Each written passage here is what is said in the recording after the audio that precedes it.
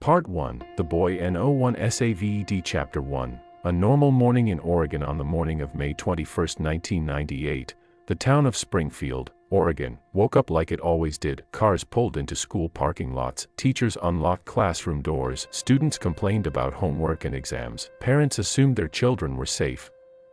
Nothing in the air warned them. No sirens, no screams, no panic. Inside Thurston High School, teenagers laughed in hallways, unaware that within minutes their school would become a crime scene, and that the person who would shatter their lives was not a stranger, not an outsider, not a criminal from the shadows. He was one of them. A 15-year-old boy named Kip Kinkle. Chapter 2, The Aftermath. Before the beginning. When police arrived at Thurston High School later that morning, the scene was chaos. Students ran in every direction, teachers barricaded classrooms, blood stained the floor of the cafeteria.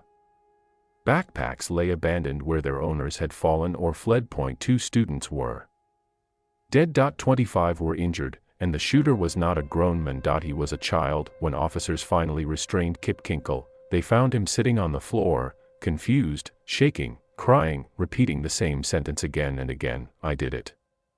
I'm sorry."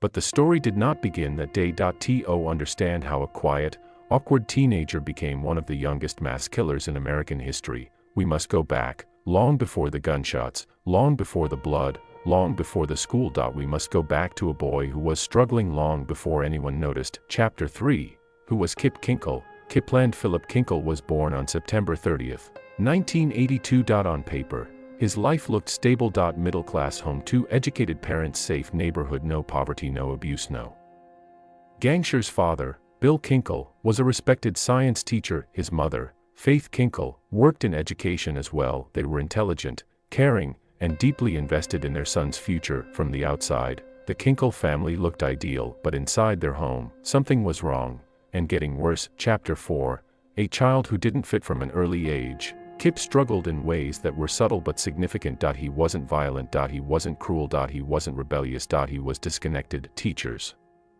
noticed that Kip had trouble focusing, struggled socially, was easily overwhelmed, reacted intensely to small failures, seemed emotionally immature for his age. Other kids didn't bully him openly, but they didn't include him either. He drifted through school hallways like a ghost. At home, his parents tried everything: therapy, medication, discipline, encouragement, but Kip's inner world was collapsing quietly. He later described his thoughts as loud and chaotic, filled with voices, anger, confusion, and fear he couldn't control or explain. Chapter 5, The First Warning Signs. By his early teens, Kip's behavior began to change. He became obsessed with weapons, explosions, violence, revenge fantasies. He talked about bombs. He sketched violent scenes. He made crude explosives from household items. This wasn't bravado. It wasn't a joke. It was obsession. His parents became alarmed. In 1997, just a year before the shooting, Kip was caught with a stolen handgun at school. This should have been the moment everything changed. It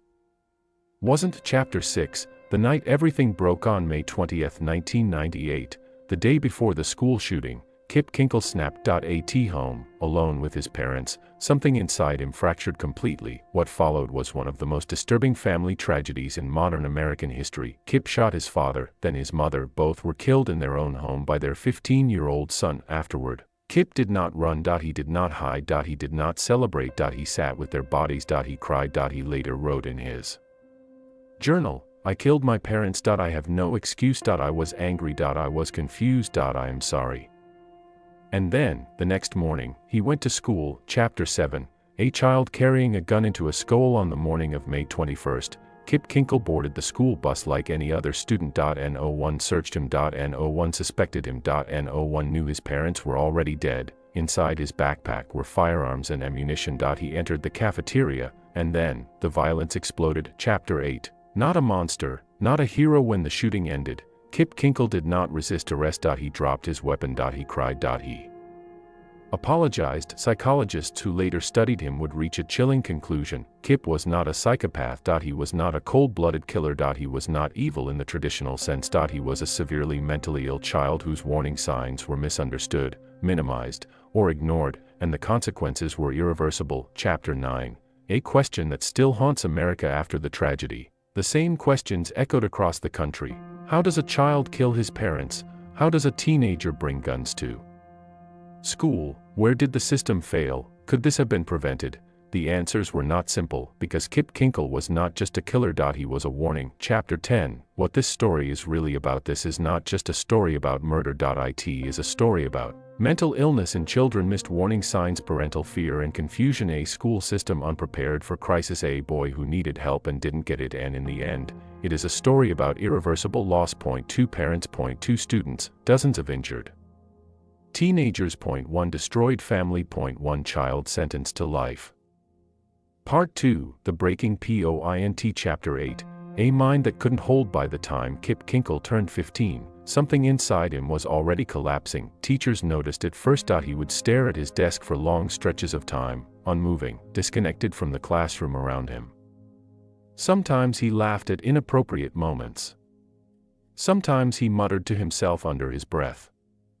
Other times, he exploded with sudden anger, shouting, throwing objects, storming out of class. His grades fell rapidly. Once a decent student, Kip now failed assignments he hadn't even attempted. His notebooks were filled with fragmented thoughts, violent sketches, and disturbing phrases written over and over again. I deserve to die. Everyone hates me. They're watching. At home, his parents tried discipline. Then patience. Then fear. They didn't understand what was happening to their son, only that he was slipping away from them. Kip complained of voices. He said people were laughing at him behind his back. He believed others could read his thoughts. These were not metaphors, they were symptoms. Chapter 9, Warning Signs Ignored. In late 1997, Kip's parents took him to see a psychologist. He was diagnosed with clinical depression and later paranoid schizophrenia, a severe mental illness rarely diagnosed so young. Medication was prescribed. Therapy was recommended, but Kip resisted treatment. The pills made him feel numb, disconnected, unreal. He stopped taking them without telling anyone. The voices returned, louder this time. They told him he was worthless. They told him everyone hated him. They told him he had already failed as a human being. Most terrifying of all, they told him that violence would make the pain stop. Meanwhile, something else was happening. Kip developed an obsession with weapons. Chapter 10, Guns in the House. Kip's father, Bill Kinkle, was a teacher and a gun owner. The weapons were legally owned, carefully stored, and, for years, never a problem. Kip knew where they were kept. He had been taught firearm safety. He had gone shooting with his father under supervision, but now, guns were no longer just objects. They became symbols: power, control, silence. Kip began sneaking into his parents' room when they were away. He handled the guns alone, imagining scenarios, rehearsing movements, visualizing outcomes. He later admitted, when I held the gun, the voices went quiet. At school, his behavior deteriorated further. Students avoided him, teachers reported him, rumors spread. He felt watched, judged, mocked, and inside his mind, a dangerous idea began to form. If he destroyed everything around him, the pain would finally end. Chapter 11, The First Line. Cross. Eden, May 20, 1998. Kip Kinkle committed his first murder. He was at home with his parents. There was no argument. No shouting. No dramatic build-up, only silence. Kip retrieved a gun from his father's room. He walked into the kitchen. He shot his father once, then his mother. Both died where they stood. Kip did not scream. He did not cry. He later said, I felt calm, like it was already supposed to happen. After killing his parents, Kip did something chillingly methodical. He took a shower. He changed clothes. He ate food from the refrigerator. Then he wrote a note. I killed my parents. I deserve death. The line had been crossed, and there was no return. Chapter 12, Planning. The next day. That night, Kip slept. The next morning, he packed his backpack. Inside were a rifle, a handgun, ammunition, knives, bombs he had crudely assembled. He loaded the car. He drove to school. No one stopped him. No one suspected what was coming. At Thurston High School, it was just another Wednesday morning. Students joked in the hallways. Teachers prepared lessons. Bells rang, and then Kip arrived. Chapter 13, The School Becomes a Battlefield. Kip Kinkle entered the cafeteria shortly before lunch. Without warning, he opened fire. Students screamed, chairs flipped, glass shattered. He shot indiscriminately, at classmates, at strangers, at anyone in sight. 2 students were killed. 25 others were wounded. Teachers tried to shield students with their bodies. Some students ran. Some hid, some froze in terror. Kip fired until his weapon jammed, and then something unexpected happened. Chapter 14, stopped by teenagers as Kip struggled with his rifle. Several students charged him, unarmed, terrified, desperate. They tackled him to the ground. They held him down until police arrived. The massacre ended not because Kip chose to stop, but because other teenagers stopped him. When officers handcuffed Kip, he did not resist. He looked relieved. One officer later said, "It was like he was glad it was over." Chapter 15, aftermath. The town of Springfield, Oregon, was shattered. 2 parents dead. 2 students dead, dozens injured, hundreds traumatized. News cameras flooded the area. Parents rushed to schools across the country. America asked the same question again. How could a child do this? But there was no simple answer. This was not rage alone, not bullying alone, not guns alone. This was a perfect storm of untreated mental illness, access to weapons, isolation, and a mind breaking under pressure. And the worst was yet to come, because now, Kip Kinkle would have to face the consequences. Part 3, Trial, Confession, and the Mind of a Teenage Killer. Chapter 21, the confession no one expected. When police first brought Eric Smith into the interrogation room, they did not expect a confession. He was only 13 years old. He sat quietly in the chair, feet barely touching the floor, shoulders slumped, eyes darting nervously between the adults in the room. He looked like a frightened child, not a killer. At first, Eric denied everything. He said he didn't know the victim. He said he had been riding his bike. He said he was scared and wanted to go home, but something about him didn't align with pure innocence. Detectives noticed inconsistencies, small contradictions, moments where his story shifted. Then came the break. When confronted with physical evidence and eyewitness timelines, Eric's posture changed. His shoulders tightened. His breathing slowed, and then, quietly, without shouting or tears, he said, "I did it." The room went silent. There was no dramatic outburst. No screaming confession. No emotional collapse, just a child admitting to murder. Chapter 22, a child explains the unthinkable. Eric Smith described the killing in a flat, detached voice. He explained how he lured the younger child away, how anger and resentment flooded his mind, how something inside him snapped. What shocked investigators was not just what he said, but how he said it. He did not cry for the victim. He did not express shock at his own actions. He spoke as if recounting something that had already been replayed in his mind many times. When asked why, Eric struggled. He didn't say, "I hated him." He didn't say, "I wanted to kill." Instead, he said, "I was angry all the time. I felt like nobody cared. I wanted to hurt someone smaller than me." That sentence became the core of the case. This was not a child driven by greed, ideology, or thrill. This was a child driven by rage, humiliation, and a desperate need for control. Chapter 23, the court faces an impossible question. The trial that followed shocked the nation. America was forced to confront a question it was not ready to answer. Can a child be a murderer? Eric Smith was tried as a juvenile, but the crime itself was treated with adult seriousness. The courtroom was filled with reporters, psychologists, and grieving family members. The prosecution painted a picture of calculated cruelty. The defense painted a picture of a deeply disturbed child. Both were true. The jury listened to testimony from teachers, classmates who had bullied Eric, mental health experts, police officers, forensic specialists. They heard about Eric's childhood, chronic bullying, physical abuse, social isolation, untreated psychological problems, growing violent fantasies. They also heard about the brutality of the crime, and they had to decide, punish the crime, or understand the child. Chapter 24, the verdict. After days of testimony, the jury reached a verdict, guilty of second-degree murder. There was no applause. No relief, only shock. Eric Smith stood silently as the verdict was read. He did not scream. He did not cry. He simply stared forward, expressionless. The judge then delivered the sentence, 9 years to life in prison. For a 13-year-old, it was essentially a life sentence. The courtroom erupted in emotion. The victim's family wept. Eric's mother collapsed. Reporters rushed to file headlines. America now had a new category of criminal to grapple with, the child killer. Chapter 25. Inside the mind of a teenage killer. Psychologists who studied Eric Smith struggled to classify him. He was not a psychopath in the traditional sense. He was not insane. He was not incapable of understanding right and wrong. Instead, experts described him as emotionally stunted, developmentally delayed, deeply traumatized, filled with suppressed rage, obsessed with violent fantasy. Psychiatrists testified, Eric did not lack emotion. He was overwhelmed by it.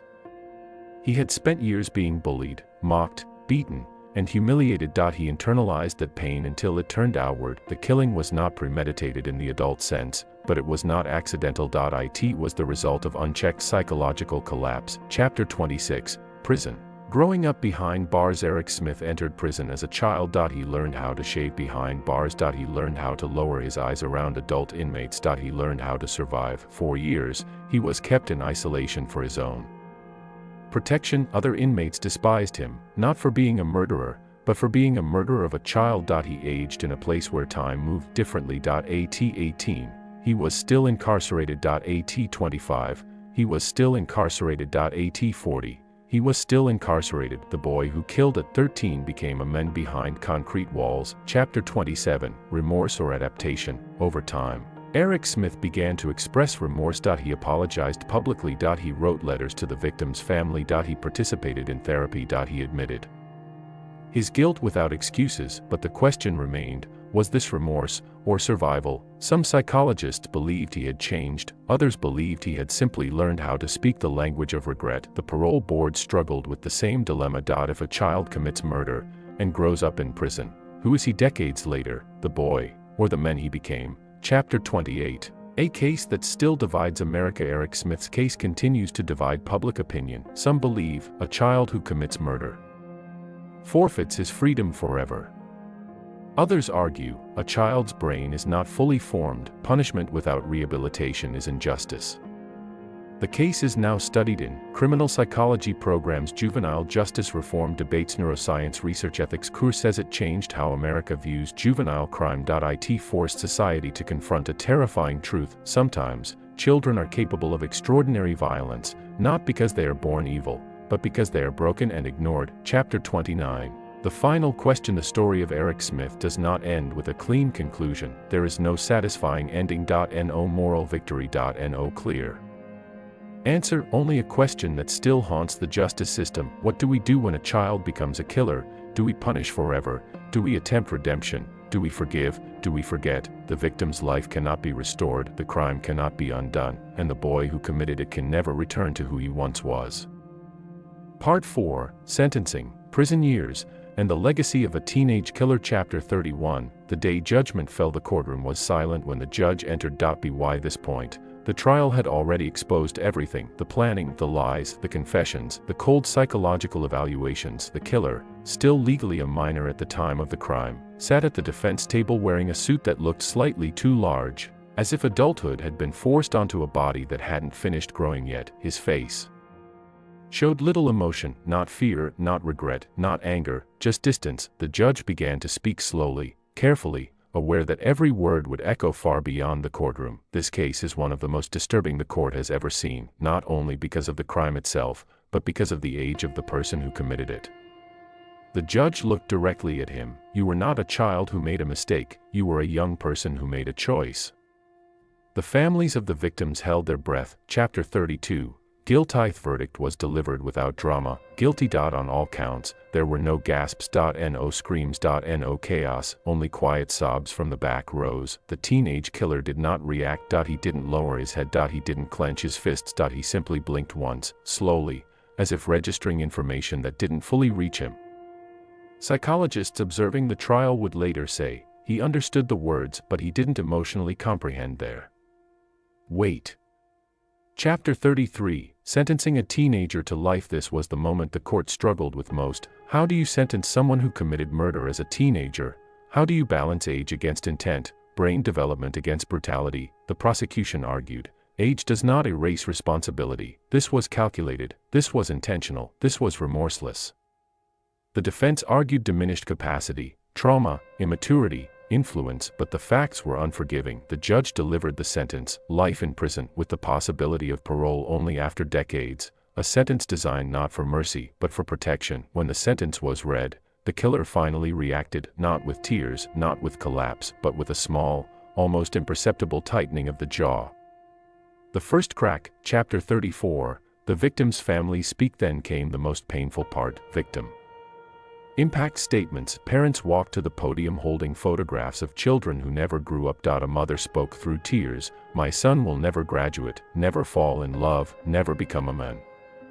A father said nothing at first, just stared at the killer for a long time before speaking. "You didn't just kill my child, you erased our future." Some family members screamed, others whispered, some broke down completely, and the teenage killer, he stared at the floor, not in shame, but in withdrawal, as if emotional overload forced him inward, away from the pain he could not process. Chapter 35, entering adult prison. Despite committing the crime as a minor, he was transferred to adult prison. The gates closed behind him with a sound that marked the real end of his childhood. Inside, he was no longer young. He was no longer different. He was simply another inmate, and inmates knew exactly who he was. A child killer. A teenager who murdered, the most hated category in prison. He was placed in protective custody almost immediately, not to protect him from violence, but from death. Chapter 36, life in isolation. His prison life became painfully repetitive. 23 hours a day in a cell, meals slid through a slot, 1 hour of isolated exercise, no group activities, no trust. Other inmates screamed insults through walls. Some guards treated him with professional distance, others barely hid their disgust. Psychologists continued to monitor him. Their notes were consistent: emotional detachment, shallow affect, difficulty forming empathy, advanced manipulation skill, sorest emotional development. Tone report stated, "He understands right and wrong intellectually, but he does not feel it." Chapter 37, did he feel remorse? This question haunted everyone. Journalists asked it, psychologists debated it, families desperately wanted an answer. Did the teenage killer feel remorse? When asked directly, years later, he said, "I know what I did was wrong. I know it hurt people." But when asked how it made him feel, he paused, then said, "I don't know how to answer that." That answer terrified experts more than denial ever could, because it suggested something deeper, not cruelty, but absence. Chapter 38, growing older behind bars. Years passed. The teenage killer became a man inside concrete walls. His body aged, his face hardened, his voice deepened, but emotionally, he remained suspended in time. He took classes, read books, worked small prison jobs. He followed rules meticulously, not because he was rehabilitated, but because structure gave him control. He avoided talking about the crime, not out of guilt, but because revisiting it offered him nothing. No thrill. No release, just emptiness. Chapter 39, the question of redemption. Can someone who murdered as a teenager be redeemed? The legal system doesn't answer that question easily. Some experts argue, the adolescent brain is unfinished, people change. Others counter, some personalities are fixed early, age does not equal innocence.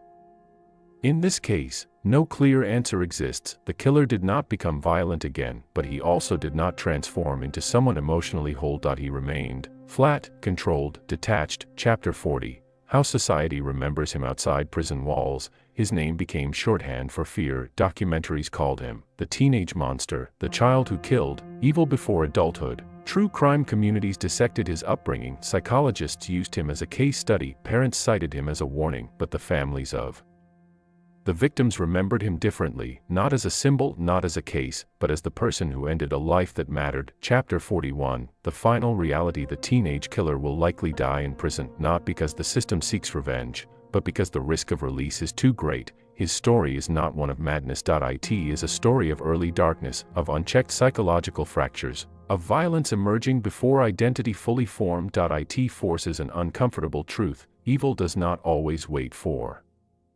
adulthood. Sometimes it appears early, quiet, cold, still growing. Chapter 42, the lasting warning. This case changed how courts viewed juvenile offenders. It forced legal systems to ask, when does childhood end?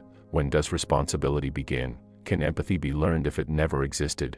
And it left behind a chilling reminder: some killers are not born monsters, they become them, far earlier than anyone expects.